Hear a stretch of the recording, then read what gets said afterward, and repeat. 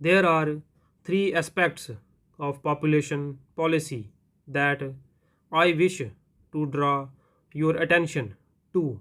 In each of these three areas, we need a national political and social consensus to move forward.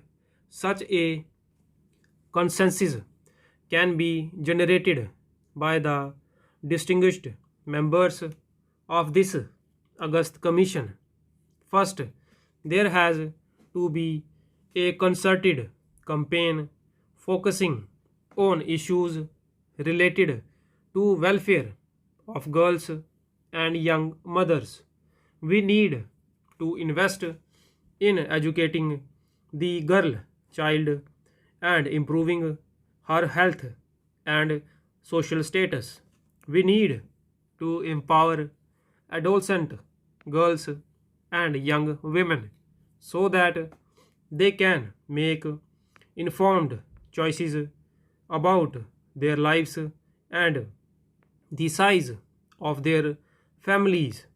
This empowerment played a critical role in accelerating the demographic transition not just in states like Kerala and Tamil Nadu but across the world.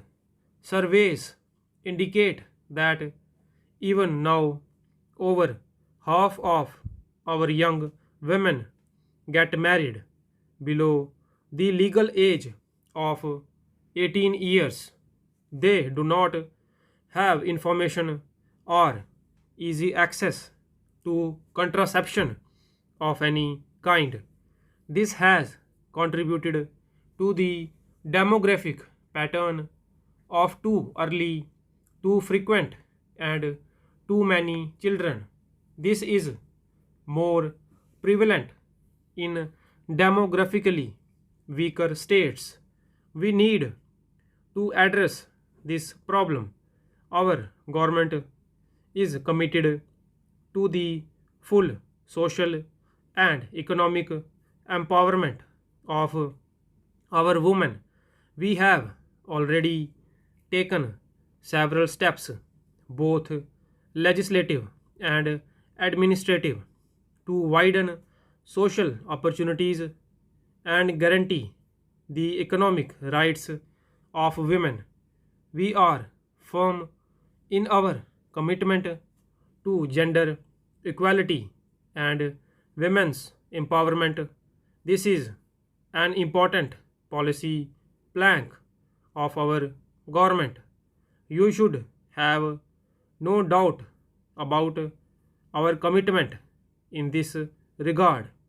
We also need to understand the role played by families as an effective social safety net.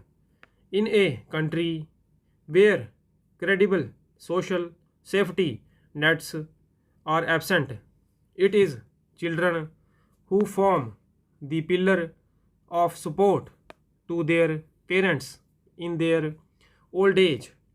This, coupled with high infant mortality rates, compels families to have more children.